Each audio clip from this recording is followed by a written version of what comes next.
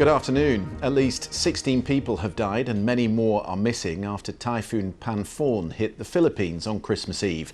The storm carried winds of 120 miles an hour and has left a trail of devastation through the centre of the country. James Waterhouse reports. Typhoon Panphorn first arrived on Tuesday night. With it came winds of almost 120 miles per hour, causing devastation and fear. The storm then worked its way over the islands of the central Philippines. Only today is there a sense of the damage caused. As buildings were reduced to rubble, 16,000 people were moved to shelters. Thousands more were stranded as they tried to get home for Christmas. Coastal villages have been devastated. The typhoon was so powerful, large boats were overturned. The Philippines is no stranger to tropical storms and typhoons, with around 20 arriving each year. The most powerful one to hit land ever in the world, Typhoon Haiyan, struck in 2013, leaving more than 6,000 people dead. Today, as a country rebuilds, the Red Cross warns it could take weeks to bring back power and running water. Not only that, many Filipinos are still missing. James Waterhouse, BBC News. Spanish police have named a British holidaymaker and his two children who drowned in a swimming pool on Christmas Eve. Gabriel Dia had been staying with his family at a resort on the Costa del Sol. Police say the pool appears to have been working normally at the time. Emily O'Neill reports. According to Spanish police, Gabriel Dia, who was 52, died trying to rescue his 9-year-old daughter Comfort after she got into difficulties in this hotel swimming pool. His 16-year-old son, Praise Emmanuel, tried to help and also died. Post-mortem examinations confirmed that all three drowned. A 14-year-old girl, the children's sister, raised the alarm. A British tourist who's staying at the resort told the BBC she spoke to the children's mother. I noticed a woman was walking towards where I was. She looked really distraught. When she came closer, she was just saying, help me, please help me. My children are drowning. It was horrible. I didn't sleep. I can't even begin to tell you how distraught I feel. And I don't want to imagine what the mom is going through. After the incident, police divers retrieved the girl's swimming hat from the pool pump, but couldn't find anything wrong with the filtration and pump systems. The pool, which doesn't have lifeguards on duty, has now reopened to the public. Emily Unia, BBC News. Firefighters in Australia are bracing themselves for a return to heatwave conditions, replacing recent cooler weather. There are currently 72 bushfires in the state of New South Wales, about half of them burning out of control. Our correspondent Phil Mercer has travelled to the town of Bilpin to meet one of those affected. As we go along in that corner there. Simon Tadrossa lost 40% of his orchard when the fires tore through. The emotional and financial toll has been immense. He stayed to defend his property in the Blue Mountains against flames 40 metres high, and he almost died. What was the most frightening bit for you? Facing it, driving towards it in the tractor and couldn't sort of really get out of it. That was the frightening thing. But obviously I made it through, but scary, very scary. What was it like looking into that beast of a fire, thinking that you might not make it? It's worrying, very worrying. Like you can't bring a life back. You only get one chance, and if you lose a life, that's the end of it. Look, your trees, your houses, your buildings, you can always rebuild. Communities have been traumatised by the fires, and recovering from devastation like this could take years. Cooler conditions today here in New South Wales are helping the firefighting effort, but more dangerous days do lie ahead. Here in Australia's most populous state, more than 70 blazes are still burning, but this is a nationwide crisis. There are still active fires in the states of Victoria and South Australia. Phil Mercer, BBC News in Bilpin, the Blue Mountains. This week marks the century of women being accepted into the legal profession. During that time, the number of women practicing law has increased. However, figures show that they still hold less than 25% of the top jobs. Sian Lloyd has been finding out about some of the changes that have taken place. And I'm introduced to somebody very charming, very pleasant, and they'll say, "What do you do?" And I'll say, "Well, I'm a judge." And quick as a flash, they'll say, "And do you work in family?" It tells you a lot, doesn't it, about subconscious assumptions that are still being made that we need to battle against. This piece of art is an emblem of how the change has happened and how the future has got to be different, because law has to reflect the world that we live in, and it's getting there. The first ever artwork commissioned to celebrate women's contribution to the legal profession, marking the centenary of them being allowed to practice law. Unveiled in the Supreme Court, a legacy to those who paved the way, part of a campaign to inspire future generations. I think it will give the courtroom a different feel altogether, a different atmosphere. A new atmosphere of a more egalitarian and modern approach. This is how it looked 100 years ago. Not a woman in sight. Times have changed. Mrs. Justice Carr has recently been promoted to the Court of Appeal. She wants to see more women get the top jobs. My own personal experience at the top levels, certainly in terms of the judiciary, is everybody is willing you to succeed, and we've got this far. We've almost done the hard stuff. The hard stuff comes in the 30s to 40s. That's when you see the numbers drop for all the obvious reasons. So I think the work has to come right from the bottom: schools, universities, getting women in, giving them confidence, then creating the right working environments to encourage women to break through the ranks in those middle years, and then encouraging them to carry on. All rise. And these are the lawyers of the future. As long as we raise our sons and daughters to believe in women as equal, and then we pass that on, we've got to break the mold. It looks a bit like a dream to be saying, like, I'm going to become a judge one day, but it's like, I think it's a step by step. It was marking a new chapter as the first 100 years draw to a close. Sian Lloyd, BBC News. There are reports that a number of people have been rescued trying to cross the Channel to the UK. The Coast Guard said it had been coordinating several search and rescue operations involving Border Force officers and the RNLI off the Kent coast near Dover. A helicopter and plane were also involved.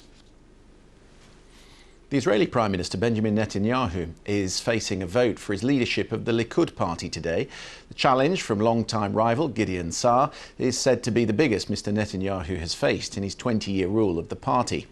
Yesterday evening, a rocket fired from the Gaza Strip, interrupting a Likud party rally in the border town of Ashkelon.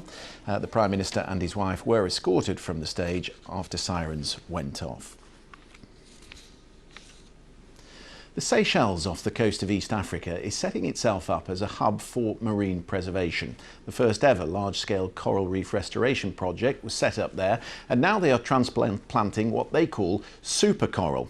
With over half of the world's reefs already lost because of rising sea temperatures, there's hope this tiny chain of islands could hold the key to saving these animals from extinction. Catherine Biarahanga has more. They're called the Reef Rescuers. Atina and Chloe work in the Indian Ocean trying to find ways of saving the world's dying coral. Today, they're checking on their nursery. It's a man-made coral farm and one of the biggest in the world. So this is a large-scale coral reef restoration project. The nursery that we use is a rope nursery, so our coral fragments are actually placed inside a rope and then they are hung mid-water. Over half the world's reefs have already been lost because of climate change. Coral gets its colour and its energy from the algae which live inside it. As the water gets warmer though, the algae becomes toxic, so the coral evicts it. This is called bleaching. With its food source expelled, the coral often die. From the nursery, the small coral are brought down and cemented to the ocean floor. Within minutes, fish swim to what the reef rescuers call super coral. Our coral gardening methodology identifies resilient colonies by visiting reefs shortly after bleaching events and looking at which colonies have survived and have some level of confidence that they are resilient and will make our restoration site resilient for further climate change events. The nursery is also an open water classroom. From the surface I can see hundreds of coral beneath me. Scientists have come from all over the world to learn how it's done here. This technique has already been taken to countries like Colombia and the Maldives, and next are Kenya, Tanzania and Mauritius. The Reef Rescuers Project was born here on Cousin Island, a thriving world-class nature reserve. Cousin Island was the desired prize. It was set up by Nimal Shah. He's been running conservation projects here for over 3 decades, and he's already thinking about the next big idea. So all these experiences we've learned from scratch, okay? We know the entire technique now. So the next step then is to grow corals on land, tinker around with them until they become resilient to climate change, and plant them back. Scientists predict most of the world's coral will be gone by 2050. Innovation might be the only way to preserve them. Catherine Biarahanga, BBC News, the Seychelles. The return of Gavin and Stacey to our screens saw TV ratings at their highest on Christmas Day for more than a decade. More than 11 million people tuned in for the show's Christmas special comeback, according to our initial figures. All the top 5 most watched programmes yesterday were made by the BBC. Our entertainment correspondent Lisa Mazimba is here. Quite a festive surprise for the BBC. Yeah, Gavin and Stacey, this is a huge deal for the BBC. The biggest overnight audience of the year, the biggest Christmas Day audience since 2008. Now, generally, Christmas Day viewing figures have been declining in recent years, partly because of changing viewing habits and the growth in streaming services. Gavin and Stacey has reversed that trend. Unlike most of what's been on offer in recent Christmas days, it felt like real appointment to view, must-see television, the first new episode in 9 years, not just the Christmas edition of something that's been on throughout the year on our channels. Now, it's also a big deal beating the Queen's Christmas message. That's been topping the Christmas Day charts for 5 years in a row because families like to sit down and watch that together. It's also helped by being on multiple channels, not just the BBC, of course. Now, the last time there was a bigger Christmas Day overnight rating was back in 2008 with Wallace and Gromit, A Matter of Loaf and Death. And the success of Gavin and Stacey yesterday means that there'll be a lot of expectation from audiences for more. And without giving any spoilers away, the door has really been left open for that. And if the BBC can persuade co-writers James Corden and Ruth Jones, BBC One, I'm absolutely certain, would love more Gavin and Stacey in the future too. We wait with anticipation. Lisa Mazimba, thank you very much. Cricket, and James Anderson made an instant impact on his return to Test cricket and his 150th Test match appearance. England's leading wicket-taker struck with the first ball of the day, propelling his side into a commanding position at tea time in the first Test against South Africa. Austin Halewood has the details. The first day of a new tour, a fresh start for England's cricketers, and Joe Root was in a confident mood, electing to bowl he needed early wickets, and he didn't have long to wait. Step up James Anderson with the first ball of the day, back in the side after injury and straight back into the action. England with the perfect start, but Zubair Hamza with the perfect technique, South Africa fighting back. Most of this week, England have been fighting off the flu. 3 of the squad were too unwell to play, but Stuart Broad was over his ailments. Hamza gone. Broad the bowler, Ben Stokes the catcher, the all-rounder deciding to play after his father's illness. And the wickets continued to fall. Sam Curran the pick of the bowlers with 2, before Broad got captain Faf du Plessis. England's decision to bowl justified. An unbeaten half-century from Quinton de Kock has started the home side's recovery, but for England, day one in South Africa, so far so good. Austin Halewood, BBC News. People across the world have been looking to the skies this morning, hoping to spot a rare solar eclipse. Sadly, it wasn't visible here in the UK, but much of the Middle East and South Asia witnessed the annual solar eclipse, which is also known as a ring of fire. It's where the moon doesn't completely cover the sun. That's it from me. There's more throughout the afternoon on the BBC News channel. We're back with the tea time news at 5 to 6. Now on BBC One, it's time for the news where you are. Goodbye.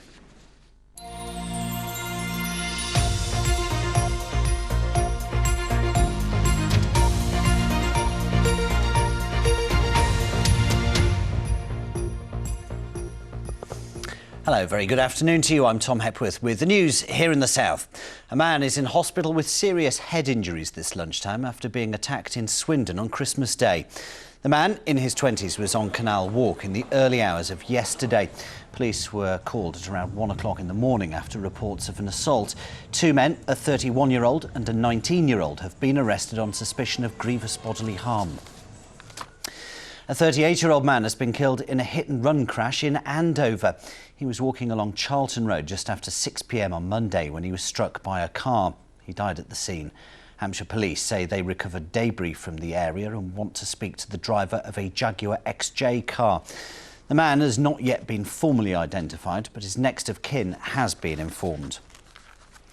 A 90-year-old man has died after being hit by a car being driven by an off-duty police officer. Ronald Jones was struck by a Volkswagen Golf in Wilton Road in Salisbury at around 5 o'clock on Saturday. Mr Jones died at the scene.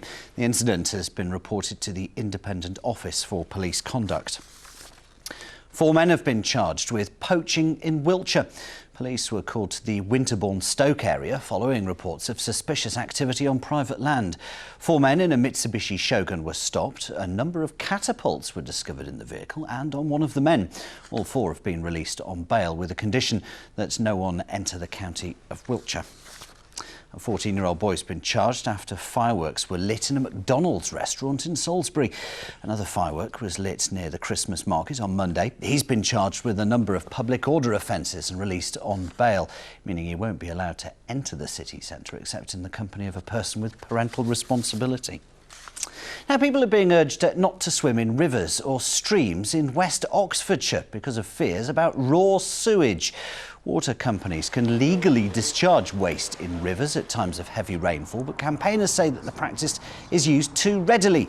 Witney Town Council says waste was discharged into Colwell Brook over the weekend. Thames Water has previously said it only does this when there is no alternative. Now, there's a full programme of Boxing Day football today. We'll bring you all the results in our tea time bulletin. But one match that's currently underway is Brighton away to Spurs. A few moments ago, Brighton were leading 1-0. Now, it's one of the most famous electric trains in the world. The Brighton Belle was a luxury Pullman service which was axed in the 1970s. But now, after thousands of hours of meticulous restoration work in the Midlands, it's now nearing completion and will soon move to its new home in Eastleigh. James Roberson has more. From the 1930s, travelling Brighton to London by the Brighton Belle was the height of luxury. Stars like Sir Laurence Olivier and Jimmy Edwards loved it. But in the 1970s, it was scrapped by British Rail. 40 years later, the surviving cars were in Derby at the start of a major restoration. It was going to be a big job. And then they were moved to W.H. Davies at Shirebrook. Even in spring last year, there was obviously still a long way to go. But now the carriages are almost finished. Chris has overseen the latest restoration stages. This particular car's virtually complete. There's another one in a similar state and the other 2 are not far behind. All that remains after that is to finish the cab wiring with all the modern electronics that allows them to run on the main line. There are finishing touches happening, whether it's sign writing or fixing seat numbers, or making doors fit, or building kitchens. They've built a large kitchen because it'll be a fine dining train as opposed to the breakfast snacks type meals that were originally served. Soon the 4 carriages will leave Shirebrook and head to Crewe for testing, and then to their new base next year. It's been brilliant. It's a fantastic project, very challenging in some areas. I just hope I get the chance to have a sit on it and drink some champagne. James Roberson, BBC South Today, Shirebrook, Derbyshire.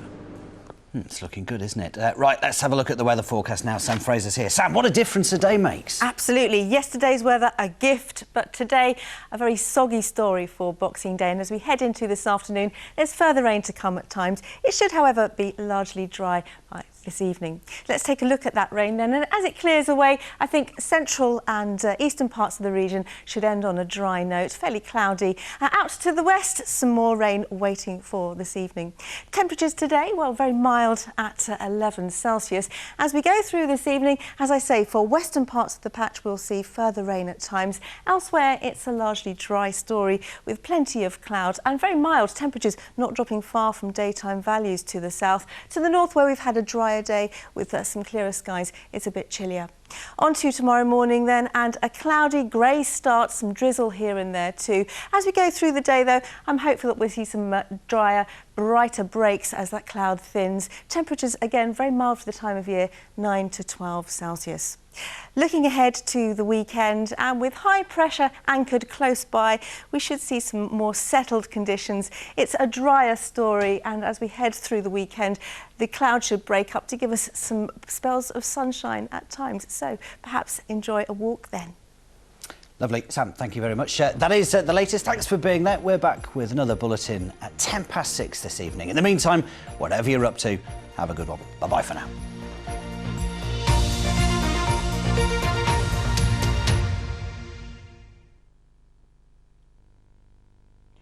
Good afternoon. Well, the Boxing Day weather is looking a little bit mixed out there, but one thing many of us have got is quite a lot of cloud, and for some places that cloud has been producing some outbreaks of rain. This is the picture in West Sussex taken by one of our weather watchers recently. Now, the rain that we've got out there this afternoon will be gradually easing, and we have got, thankfully, some dry weather on the cards for the next few days, but still some patchy rain through this afternoon across much of England, Wales, Northern Ireland and southwest Scotland. Best of any dry and bright weather towards the northeast of Scotland. Temperatures reasonably mild, between about 6 to 12 degrees.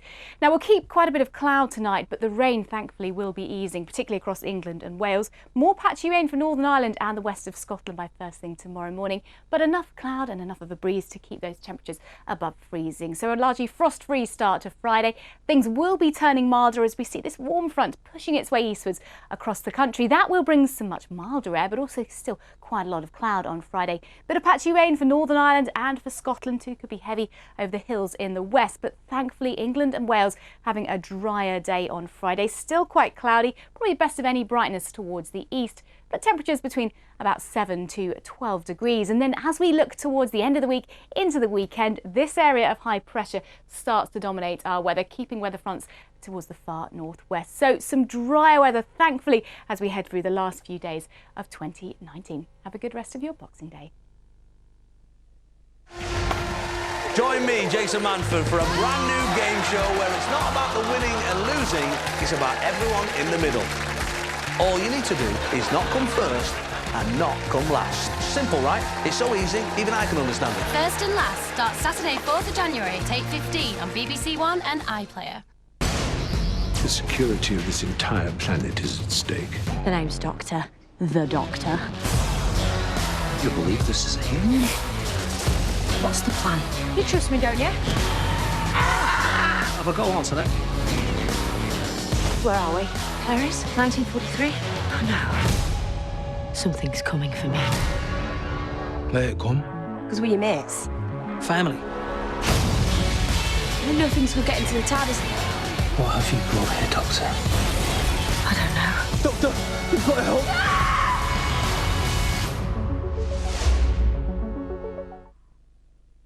Dear Aunt Lucy, life in London has been better than ever. Ooh, it was a fun.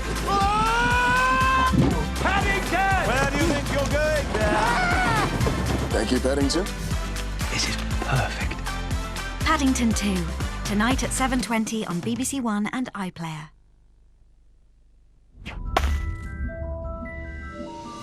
This is going to sound weird, but that scarecrow came here last night.